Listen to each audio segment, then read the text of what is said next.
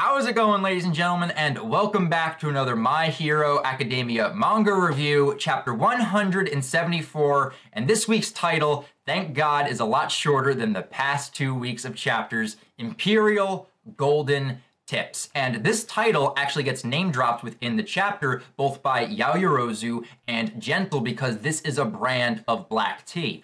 I really know nothing about black tea, but I like this connecting thread to our hero students and our main villain of this arc. But overall, this chapter got us right to the front gates of the Culture Festival, because right at the end of this chapter, we are on the night before of the Culture Festival. So I'm really glad that Horikoshi kind of had a brief time skip getting us to the Culture Festival, but I'm also really glad he didn't do this a few chapters back, because I have been really enjoying the character development, the character interactions, and just getting to see Class 1A prepare what they are going to do for the Culture Festival. So I just want to commend Horikoshi for taking this time and just easing his foot off of the accelerator just to slow down these past couple of chapters and just allowing us to spend some quality time with the students of Class 1A, getting to see them interacting with one another, planning out what they want to do for the festival coming up, but also getting to see a lot of the side students, the side characters within Class 1A, getting their time to shine. Think about within this arc in particular and the characters that are getting their moments to shine. Aoyama, Ashido, Jiro, Koda. Koda spoke so much in this arc, more than any other arc within My Hero. It's just a nice change of pace, getting to see these other characters, these other students within Class 1A getting their moment to shine. So I just really want to commend Horikoshi for doing that these past couple of chapters. So to talk about this week's latest chapter, there are two specific sections that I really want to dive just a little bit more on, and we will get to talking about for this week's latest chapter. The first one is the Deku and All Might training session we had in the middle of this week's chapter, and I specifically really liked what All Might had to say to Deku about not relying too heavily on his support gear as he's trying to learn to control and harness One For All a lot better. I'm really glad that was said within this week's latest chapter, but then the entire back half of this chapter dedicated to Gentle and Brava coming to learn more about their characters, their backstory, their relationship, just the character interactions between these two. I am falling in love with these two villain type characters, and I really don't view these two characters as villains. They are only seen as villains because those are the rules set up within the world of My Hero Academia, and they just happen to fall within that category. But they are not out to harm anyone. They don't want to kill anyone. They just want to point out what people are doing wrong and have them learn and grow from it. I love these two characters, and I am looking forward to talking about them just a little bit more. But let's rewind a little bit and go back to the very beginning of this chapter, because the last chapter's cliffhanger left us off with Deku being fired from the dancing team. We saw Mina appear in front of Deku dressed in Men in Black-like attire, with glasses on, the black suit, and basically with a gloom look and aura surrounding her as she told Deku he was fired. But as we come to learn with the first page of this chapter, she just immediately rips off all of her clothes, and no, it's not what you think, and just tells Deku, we are moving you from the dance team to the stage team. This is all due to the fact that the stage team just needs more hands on deck in order to help prepare Aoyama's magnificent transformation into a flying disco ball, and then help maneuver him around the stage while the performance is going on. And even though that Deku is a little upset by this news, you know, he's been practicing so hard with the dance choreography and even told Eri that he would be a part of the performance, he ends up reluctantly agreeing to the situation. So it turns out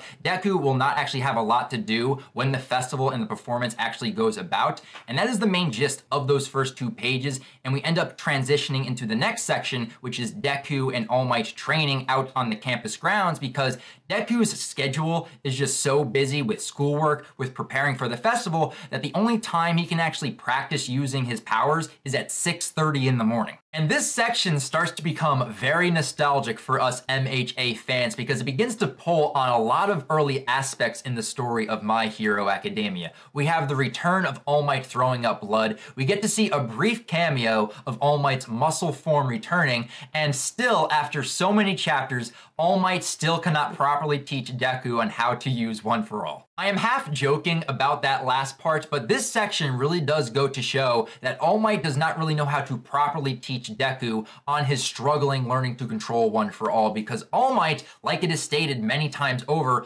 All Might came so naturally to learning to control One for All. He could use it like that. And the way Deku puts it, it's as if All Might was just a naturally born hero when it came to using One for All. And you look at Deku, he has to struggle just to make this power his own. So I completely understand why it's so hard for All Might to teach Deku, and the fact that he doesn't have access to One for All doesn't really make the situation that much better. But just because he does not have access to One for All does not mean that his reflexes are gone, because I love that moment when he just catches one of Hatsume Mei's babies flying towards him, and I was like, yeah, that muscle memory ain't gone, All Might. That was awesome to see. And yes, you heard me correctly. Hatsume Mei makes a return in this week's latest chapter, though it be very, very brief. But I love whenever her character pops back up into the story. She comes in, she does what she needs to do, and then just immediately leaves, chasing off one of her babies into the forest. But her appearance actually frightens Deku because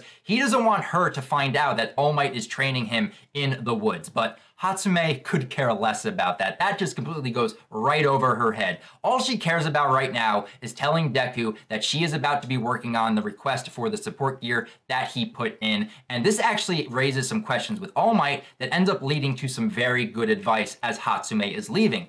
First, we come to learn that All Might used to use support gear either in his early days, maybe before his debut, and he would use this support gear almost like an armor to regulate 20 to 30% of his power. But because he's such a close-range fighter, the tech would break down or just be rendered useless, so he wouldn't really use it all that much, or if at all. And Deku had no idea that All Might even used support gear at one point, which kind of leads to a very funny panel moment with one of Deku's mumble escapades. But this ends up going into some great advice by All Might, where he ends up stating to Deku, it's like, don't rely too much on your support gear. If you are trying to regulate and control your power, let's say you're in the middle of a battle and you lose your support gear and you have no faith in your skills whatsoever, that's going to become a crutch for you. And the best way that I can equate this to Batman. Batman is a great crime fighter, martial artist, and he uses tools to his advantage. Batarangs, bat claws, the utility belt, the works.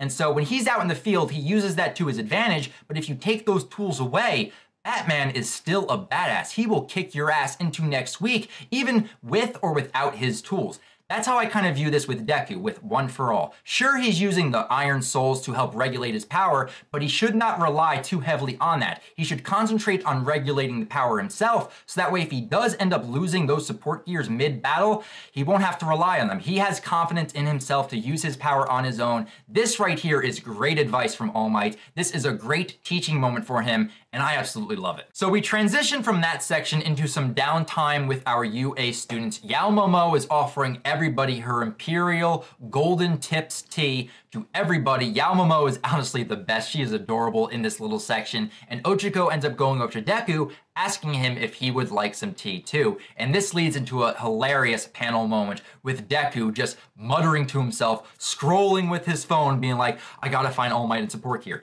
All Might and support gear. How did I miss this? Is there a video? Is there an image? Is there an article? This is a rare Might thing that I have missed. I am an utter failure. Sir Night Eye right now is rolling around in his grave. I have failed him. So within Deku's frantic muttering and just scrolling through his phone, he accidentally taps on one of Gentle's videos where he's explaining about his next big gig, which we know he's hinting at to his infiltration of UA. And as we come to learn, Deku is well aware of who Gentle is and what he does on the internet. He's this villainous person that just uploads troublesome videos. And we see his like to dislike ratio. I'm like, oh my God, how do people not like him? Like, I actually like Gentle as a character, but just to see that he has 0 likes and 785 dislikes, I feel bad for this man. This man deserves a lot better. But then Deku's asking the question, it's like, I wonder what he is planning next. But little does he know that this man with Brava is currently plotting every single move that he needs to execute in order to infiltrate UA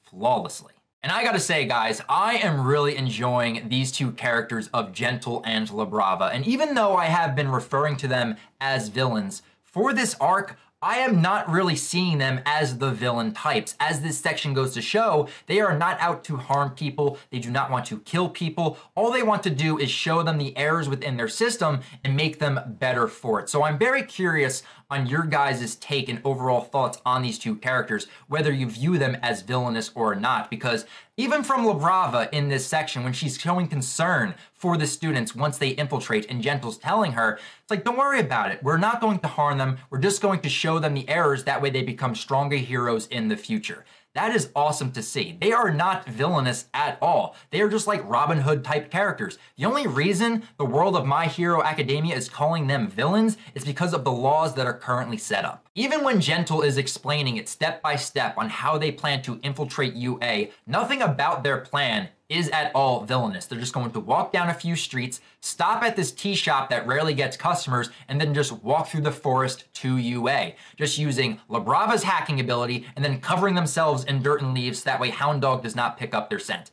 Nothing about this actually just shouts villainous to me, so I am just really liking these two characters, and I'm really curious to see where Horikoshi is going to take them once they actually infiltrate the Culture Festival. And just to speak about Brava, she is cute and adorable within this section, but it's the connection she has to Gentle that I really do love, and I'm glad we got some backstory explaining how these two characters met, because when she is shouting how she loves Gentle and would do anything for him, Gentle gets very serious, and we come to see how he really does appreciate all that Brava has done for him. And we dive into these flashbacks of him trying to learn how to harness the ability of computers. He has zero technical experience. He uploads his first video. It's been out for 1 month and only gets 56 views, but then a saving grace comes to his door. A fan, Brava approaches, is like, hey, I'm a big fan of yours. I hacked your address. I want to help you etch your name into history. And just seeing how much Gentle actually does appreciate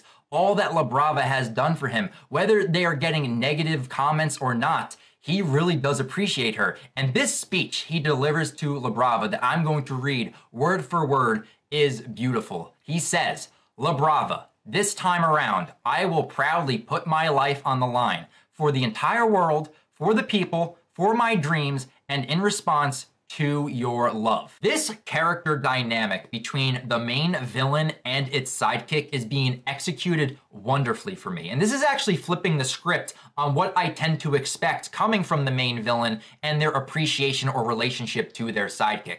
And the two characters that I really equate Gentle and Brava to, I don't know why, but it's the Joker and Harley Quinn. When you look at the Joker, he would never walk up to Harley Quinn and say, I appreciate all the things that you've done. That's not within the Joker's character. But here you have Gentle recognizing Brava for all that she has done. He is appreciative of all of that. And this is really flipping the script on what I expect coming from a villain dynamic when you have the main villain with their sidekick. So I am really excited to see where we go moving forward with Gentle and Brava. Horikoshi right now is making me fall in love with these two characters, and I'm really hoping too that we get more of them down the line after this arc is over. I'm really hoping that they are not one and done villains, that they are just, cast aside and we don't see them again. I would love to have these characters constantly pop up again and again, whether they're doing villainous things or not.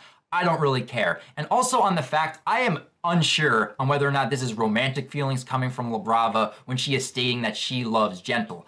I don't really care about that. I just love that this dynamic is just so strong between these two. Whether it is romantic or not, I don't really care. Horikoshi is making me fall in love with these two villains, and I absolutely love it. And with that, guys, that brings us to the ending of chapter 174. We are on the night before the Culture Festival actually begins. We finally arrived. Odds are next chapter we will most likely see the start of the festival beginning, and I am really looking forward to see where we go from here and what the Culture Festival has in store. I really want to see Gentle and Brava successfully infiltrate UA. I want to see all of Class 1A's performance. I'm hoping we get a little bit of Class 1B's performance. Hopefully we see Hatsume Mei, Shinzo. There are so much expectations right now for what I'm expecting for the Culture Festival, but I'm just gonna let Horikoshi tell the story he needs to tell, and it's about to get very, very interesting here on out. So that right there, guys, is the ending of my review for chapter 174. I definitely want to hear your thoughts on Gentle and La Brava, but also during that section with Deku training with All Might. Leave your thoughts down in the comments below, but also anything else you enjoyed, leave it down in the comments as well.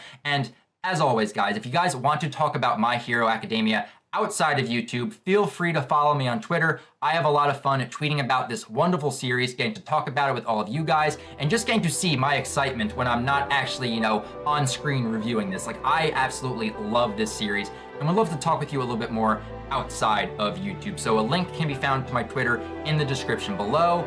That's going to be it, guys. Chapter 175 comes out next week, but until then, I'll talk with you guys later, and remember, guys, Plus Ultra!